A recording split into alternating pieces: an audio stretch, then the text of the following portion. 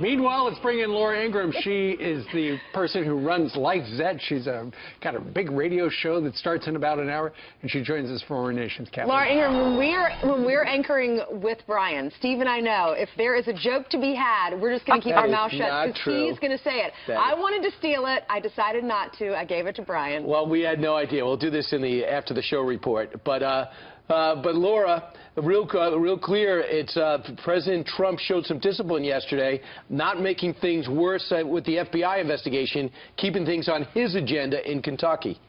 Well, I think that after yesterday with the Comey testimony and Rogers up there on Capitol Hill, it's clear that this investigation has been going on now, we know, since last July.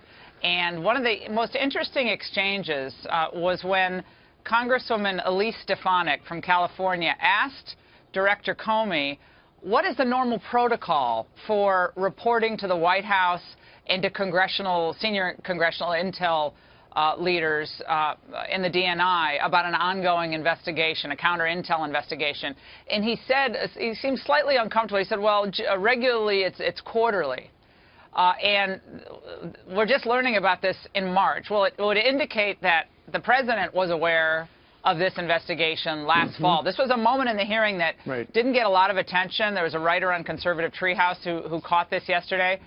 That was really interesting because it does, again, raise this question of a sitting administration investigating another an opposition campaign in an election year on something that seems like quite tenuous at very best with the information that we know they had at the time. So President Obama, if that's true, he knew about the investigation, and Congress was not notified officially, apparently, until yesterday. Sure. Yeah, you know what's amazing, too, is there's no Russia.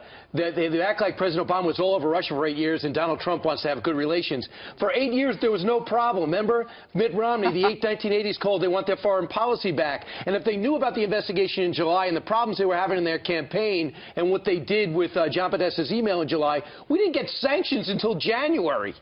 Well, again, it smacks of political acting, not pragmatic leadership on the part of the Obama administration. And I know everybody's all hot today on well, Comey seemed very forthright, and Rogers seemed like they were presenting a very, logical case to the public. But I think there were a lot of follow-up questions that weren't asked yesterday. This is why I always like when outside counsel comes in and questions some of these key people like a Comey or a Rogers.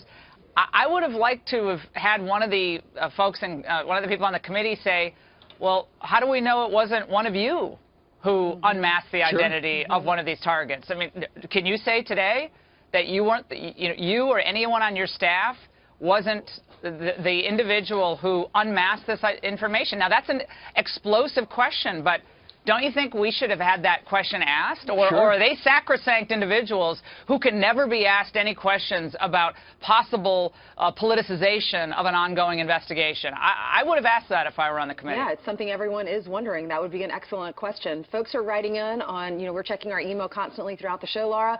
A lot of people are upset with James Comey because he didn't answer many of the questions, and people are accusing him of being political. Listen to how he did answer most of the questions yesterday. Yeah, I can't answer that. Same answer. Same answer. I'm not going to comment on that. Same answer. I don't know what to make of that. Not going to comment on that. Same answer. Same answer. Same answer, Mr. Swalwell. I'm trying to be helpful, but I'm not going to answer. I understand. Not going to comment on that. Same answer. Same answer. Same answer as before. I'm not going to answer. I'm not going to answer that. Please don't overinterpret what I've said. I'm not going to answer, Mr. Swalwell. Same answer. I don't want to say. Okay, what's your reaction to that, Laura? Well, and look, if he's responding to questions that are purely political questions or policy questions that are not related to the FBI, then I don't really have a problem with that. But again, going back to the question of when the president was notified of this investigation, and I mean, what was he notified about? Was he notified about the specific Americans who were surveilled, Mike Rogers and Roger Stone, or Carter Page? Was he aware of this, and was there any back and forth between the FBI director and the West Wing of the White House? Those are pretty important questions.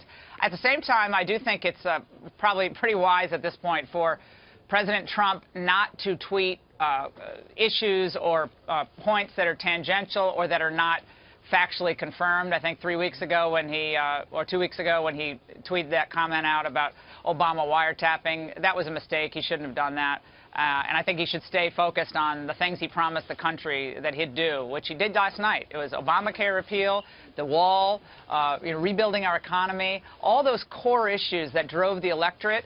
This investigation is going to run its course, right. But they're going to try to use this to now get him off track every chance they can. They want to use it to get him off track and to try to hurt his credibility. That's their goal. They want him out. I mean, they want Senator President Feinstein Trump. said it. Senator Feinstein said it over the weekend. Yeah.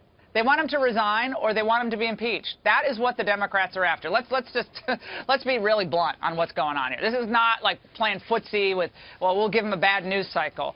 They want him out. When you're on the left-wing blogs or even some of the other cable competitors this morning, which I checked into, they want him out. So is he going to help them, or is he going to get back to the focus of what Kellyanne was talking about, rebuilding this country right. and paring back the behemoth of the federal government, get it out of people's lives when it shouldn't be in people's lives, and rebuild the trust that people need to have in this government? That's what he needs to focus on. I think he's very capable of doing that. But this FBI investigation, I think it was right yesterday, it will continue to be a cloud over this administration. They just can't, they can't create any more clouds while they're at it. Well, let's hope they pick up some momentum. Let's hope that the president is able to, the president would love the fact that his Affordable Care Act replacement and repeal thing goes through on Thursday, that is to say, but that looks a little squishy right now. Meanwhile, he could also get a little momentum with Neil Gorsuch, who yesterday, you know, a great first day, but today really is the day when they start grilling him. Yeah, today's going to be some fireworks, no doubt. I mean, Gorsuch came across as I was reading somewhere, aggressively earnest. Like, he got up and he hugged his wife, he talked about his family, got a little choked up.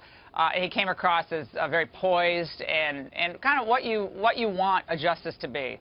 Not political. Right. That's not his role. He's not a legislator. But today it will be abortion. There'll be all the questions probably about detainees, past precedent at the court, whether he'll use, whether he'll, move to overturn prior precedent. And the Democrats will, just because he seems like a nice guy doesn't mean that the Democrats won't turn up the heat on him today. Senator Dianne Feinstein tried to land a blow. Tell me if she did. Okay. I am concerned when I hear that Judge Gorsuch is an originalist. Who sits on the Supreme Court should not simply evaluate legalistic theories. They must understand the court's decision have real-world consequences. Okay, she's an originalist. Yeah, she wants judges to act as legislators, but they have to be liberal legislators.